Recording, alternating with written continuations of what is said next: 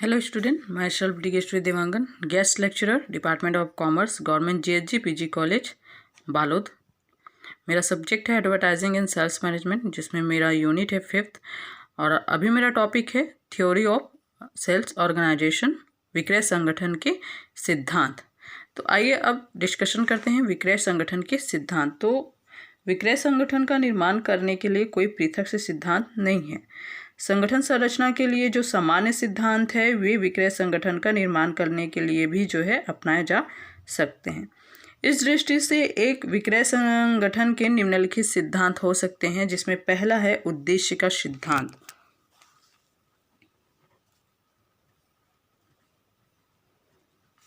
उद्देश्य का सिद्धांत।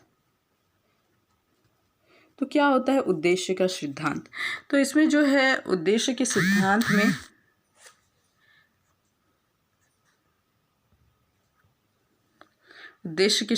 में विक्रय संगठन के उद्देश्य संस्था के उद्देश्य के अनुरूप होना चाहिए। विक्रय संगठन के उद्देश्य एवं संस्था के संगठन के उद्देश्य में कोई आधारभूत अंतर नहीं होना चाहिए।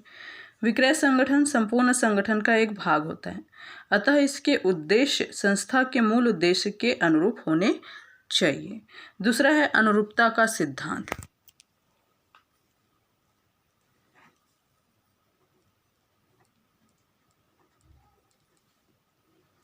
अनुरूपता का सिद्धांत।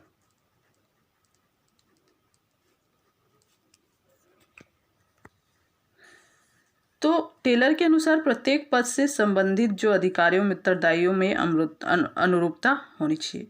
इस सिद्धांत के अनुसार विक्रय विभाग के विभिन्न अधिकारियों के अधिकारों को इस प्रकार से निर्धारित किया जाना चाहिए कि वह आपस में टकराए नहीं। साथ ही विक्रय विभाग तथा अन्य विभाग के पदाधिकारियों के अधिकारों में भी टकराव नहीं होनी चाहिए। नेक्स्ट है विशिष्टीकरण का सिद्धांत। विशिष्टीकरण का सिद्धांत। विशिष्टीकरण का सिद्धांत। तो इस सिद्धांत के अनुसार किसी व्यक्ति का कोई एक विशेष कार्य ही सौंपा जाना चाहिए।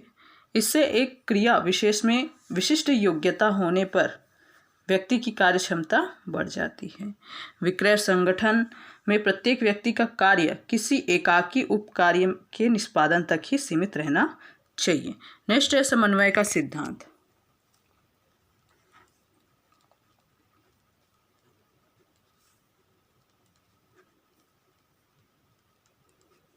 समन्वय का सिद्धांत।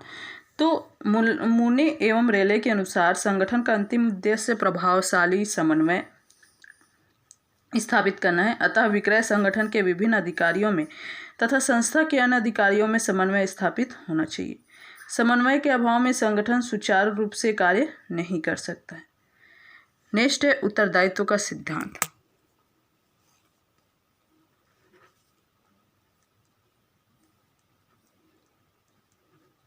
उत्तरदायित्व का सिद्धांत। उत्तरदायित्व का सिद्धांत। तो संगठन में वरिष्ठ अधिकारी को अपने अधीनस्थ कर्मचारियों के कार्यों के प्रति पूर्ण उत्तरदायित्व रहना चाहिए। विक्रय संगठन के अधीनस्थ अधिकारी को अधिकार उनकी क्षमता के अनुरूप सौंपे जाने चाहिए, लेकिन उसके उत्पादन के संबंध में विक्रय प्रबंधक का पूर्ण उत्तरदायी होना चाहिए।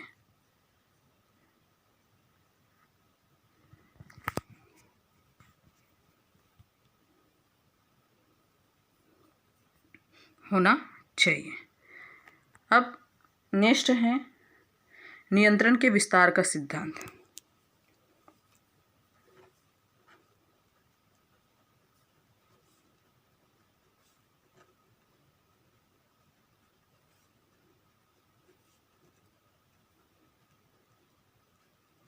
नियंत्रण के विस्तार का सिद्धांत। नियंत्रण के से आशय उन अधीनस्थ कर्मचारियों की उस संस्था से है जिस पर कि वह सफलतापूर्वक नियंत्रण कर सकता है। विक्रय संगठन में भी एक वरिष्ठ अधिकारी के नीचे अधीनस्थों की संख्या उतनी ही होनी चाहिए जिस पर कि वह प्रभावशाली नियंत्रण रख सके। नेक्स्ट है व्याख्या का सिद्धांत।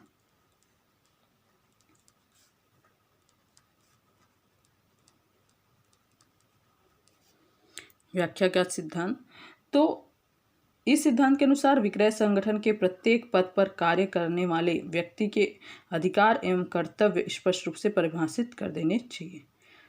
उनकी स्पष्ट व्याख्या होने से अधिकारियों के अधिकारों में कोई टकराव उत्पन्न नहीं हो सकेगा और न आवश्यक संदेह ही जन्म ले सकेंगे। आदेश का सोपानिक सिद्धांत। आदेश का सोपानिक सिद्धांत।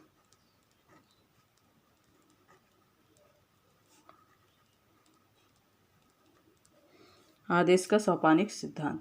इस सिद्धांत के अनुसार विक्रय संगठन में अधिकारियों एवं सहायकों के औपचारिक संबंध की रेखा स्पष्ट की जानी चाहिए। यह स्पष्ट होना चाहिए कि किस व्यक्ति के अधीन कौन व्यक्ति है। नेक्स्ट है आदेश की एकरूपता का सिद्धांत।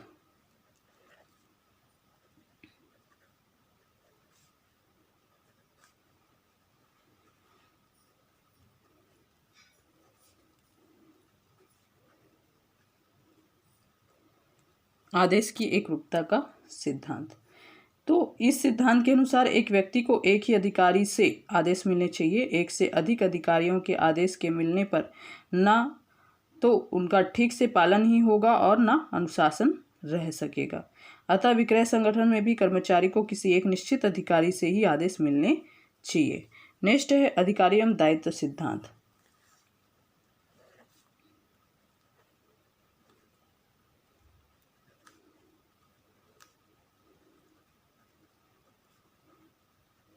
अधिकारी एवं दायित्व सिद्धांत। तो अधिकार एवं दायित्व का सिद्धांत अधिकारों एवं दायित्व का सिद्धांत। तो अधिकारों एवं दायित्व का सिद्धांत में इस सिद्धांत के अनुसार संगठन के जो कर्मचारी अधिकारी है उसके उत्तरदायित्व सौंपने के साथ साथ अधिकार भी सौंपना चाहिए। अधिकारों से रहित दायित्व को कर्मचारी पूरा नहीं कर सकता। इसी प्रकार दायित्व रहित अधिकारों का दुरुपयोग हो सकता है। अतः विक्रय संगठन में जिस व्यक्ति को भी अधिकार सौंपा जाए उसे उत्तरदायित्व भी देनी चाहिए। नेक्स्ट है अपवाद का सिद्धांत।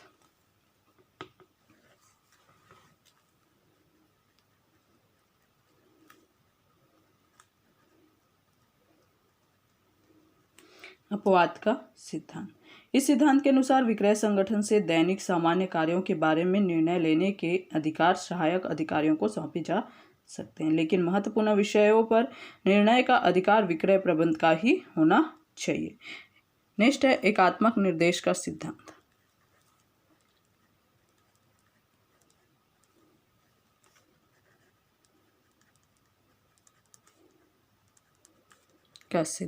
एकात्मक निर्देश का सिद्धांत। इस सिद्धांत के अनुसार संस्था की एक निश्चित योजना होनी चाहिए तथा उसका पालन सभी विभागों द्वारा किया जाना चाहिए। इस रूप में विक्रय संगठन के कार्य करने की योजना होनी चाहिए तथा उसका जो है अनुसरण विक्रय संगठन के प्रत्येक उपविभाग द्वारा किया जाना चाहिए। नेक्स्ट है लोच का सिद्धांत।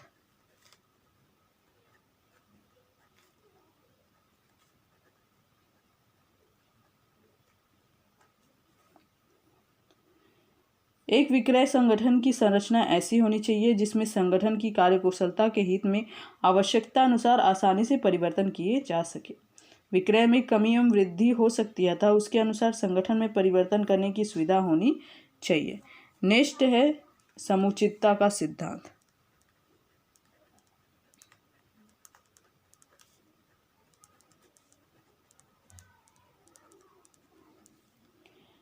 इस सिद्धांत के अनुसार विक्रय जो संस्था है ना, विक्रय संगठन संस्था के व्यवसाय, वस्तु की प्रकृति, संस्था की विलोम स्थिति आदि की दृष्टि से समुचित प्रकार का होना चाहिए।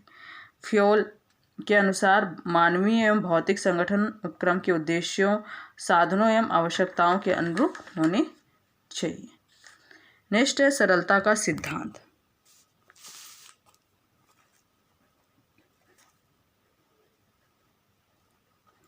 सरलता का सिद्धांत। विक्रय संगठन संरचना सरल होनी चाहिए जिससे सूचनाओं, निर्देशों एवं सुझावों का आदान प्रदान कम व्ययों पर हो सके। निरंतरता का सिद्धांत।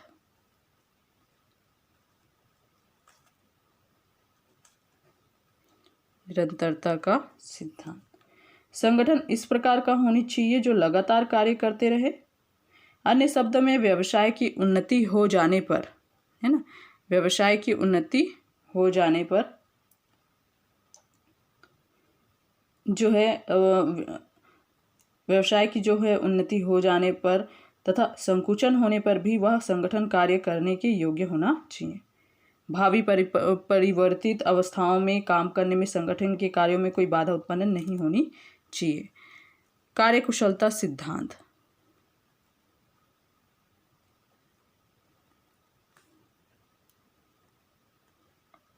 तो कार्यकुशलता सिद्धांत में विक्रय संगठन की रचना इस प्रकार से की जानी चाहिए जिससे लक्ष्यों को अधिकतम कुशलता से प्राप्त किया जा सके। विक्रय संगठन के उद्देश्यों को प्राप्त करने में विक्रेताओं के मनोबल व संतुष्टि पर दुष्प्रभाव नहीं पड़ना चाहिए। मानवीकरण का सिद्धांत।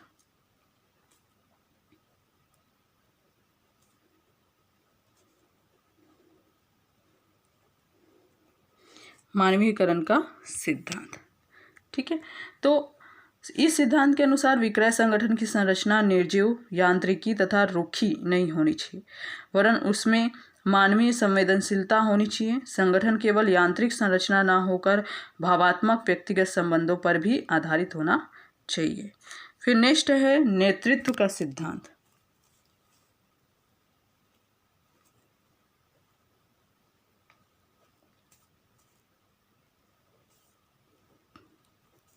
नेतृत्व का सिद्धांत।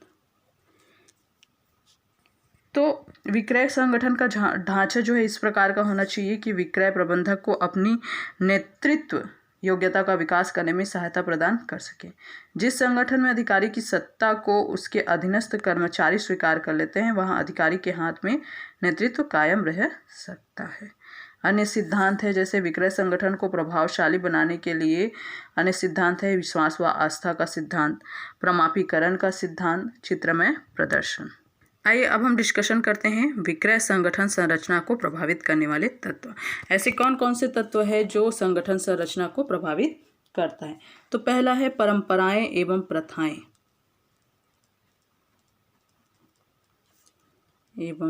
प्रथाएं किसी संस्था के विक्रय संगठन की संरचना व्यवस्था में प्रचलित परंपराओं पर निर्भर करती है। प्रत्येक व्यवसाय की कुछ निजी परंपराएं होती है। अगर हम एक एग्जाम्पल के लिए लेते, कुछ व्यवसाय अपनी परंपराओं के कारण केवल फुटकर व्यापारी को ही विक्रय करते हैं, अतः इसके विक्रय संगठन की संरचना बड़ी जटिल होती है। इसी प्रकार कुछ संस्थाओं में विशेषज्ञों की नियुक्ति की प्रथा हो सकती है तो कुछ प्रथा को नहीं मानते हैं। दूसरा है वस्तु का स्वभाव।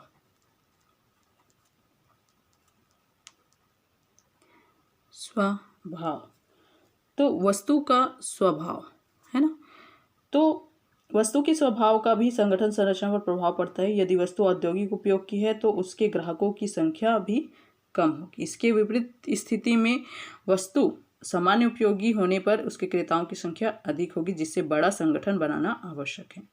इसी प्रकार विलासिता की वस्तु के क्रेता कम होते हैं, अतः वहाँ छोटा संगठन ही पर्याप्त होगा। तकनीकी वस्तु होने पर संगठन में तकनीकी विशेषज्ञों की नियुक्ति करनी होगी। तीसरा है इकाई का आकार।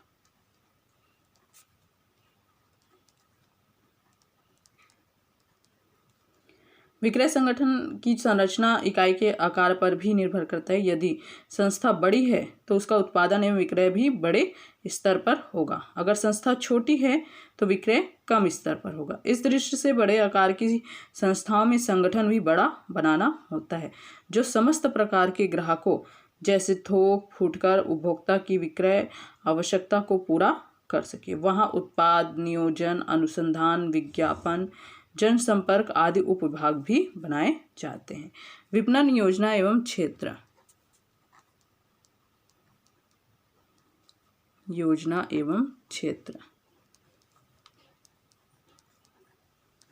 विपणन योजना एवं क्षेत्र।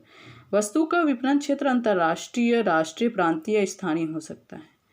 क्षेत्र जितना बड़ा होगा उसके लिए विक्रय संगठन संरचना भी उतनी ही बड़ी होनी चाहिए। विपणन योजना का भी विक्रय संगठन संरचना पर प्रभाव पड़ता है। विक्रय नीति।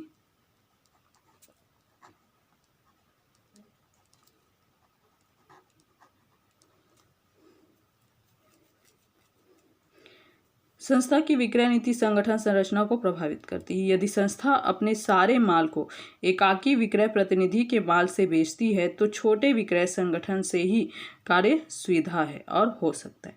इसके विपरीत यदि निर्माता अपनी दुकानें के माध्यम से माल बेचता है तो बड़े संगठन की संरचना करनी होगी, जैसे टाटा ग्रुप की मिल, कैलिको मिल, मफ्तालाल ग्रुप मिल।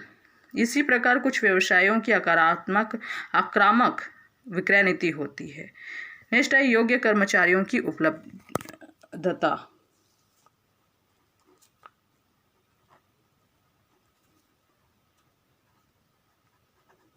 योग्य कर्मचारियों की उपलब्धता। तो यदि संस्था के पास आवश्यकता अनुसार प्रशिक्षित कर्मचारी उपलब्ध होते हैं तो संगठन का आकार बढ़ाया जा सकता है। अनुभवी एवं योग्य कर्मचारी निर्णय लेने तथा अपने उत्तरदायित्वों का निर्वाह करने में कुशल होते हैं। साथ ही वे नवीन योजनाएं बनाने तथा बदलती हुई दशाओं के साथ संस्था का समायोजन करने में दक्ष होते हैं। उत्पादों की संख्या।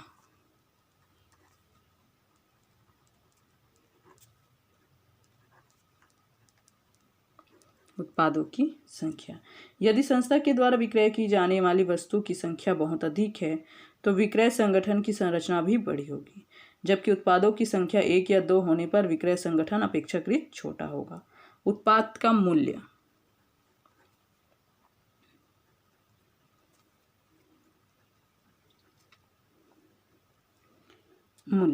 वस्तु का मूल्य संरचना को प्रभावित करने वाला एक महत्वपूर्ण घटक है।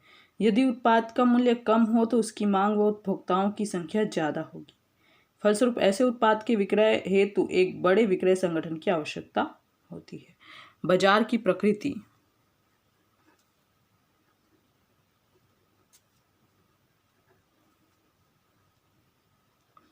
बाजार की प्रकृति।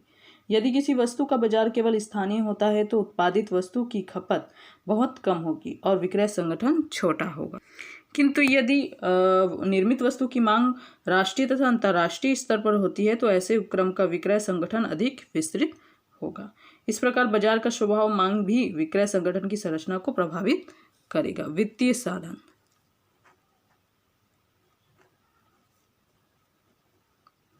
वित्तीय साधन। तो जिन संस्थाओं के पास वित्तीय साधन पर्याप्त होते हैं वे अपने माल का विक्रय सीधे उपभोक्ता को करने की व्यवस्था कर सकते हैं, जिसके लिए एक बड़े विक्रय संगठन का निर्माण करना होगा। वित्तीय साधन कम होने पर विक्रय मध्यस्थों के द्वारा किया जाने पर अपेक्षाकृत छोटा संगठन ही पर्याप्त होगा। प्रबंध की संगठनात्मक नीति।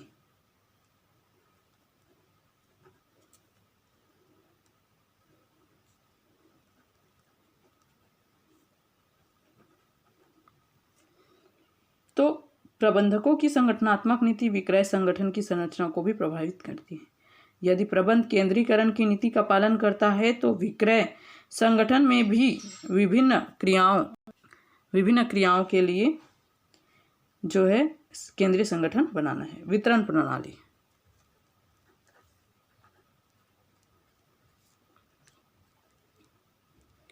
वितरण प्रणाली। संस्था की वितरण श्रृंखला भी विक्रय संगठन के आकार को प्रभावित करती है। यदि कोई संस्था प्रत्यक्ष रूप से उपभोक्ता को माल बेचती है, जैसे बाटा शू कंपनी, दिल्ली क्लॉथ मिल आदि, तो उसका विक्रय संगठन जटिल एवं विस्तृत होता है। इसके विपरीत जो संस्था वितरकों व मध्यस्थों का प्रयोग करते हैं तो विक्रय संगठन अपेक्षाकृत सरल व छोटा होता है। प्रतिस्पर्धा की स्थिति।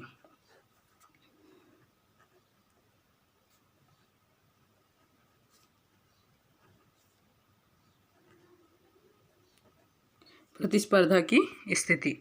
तो यदि संस्था की वस्तु के क्षेत्र में प्रतिस्पर्धा बहुत जटिल है तो संगठन का आकार बढ़ाना होगा। वस्तु के विक्रय में प्रतिस्पर्धा का स्तर भी विक्रय संगठन की संरचना को प्रभावित करता है। अन्य तत्व जो है वो है उपक्रम की विकास की गति, विक्रय की मात्रा, प्रबंधकों का विचारधारा एवं दृष्टिकोण, राजनैतिक वातावरण एवं सरकारी सुविधाएं, सामाजिक व्यवस्थाएं का ढांचा आदि। तो ये है अब जो है विक्रय संगठन संरचनाओं को प्रभावित करने वाले तत्व। Thank you.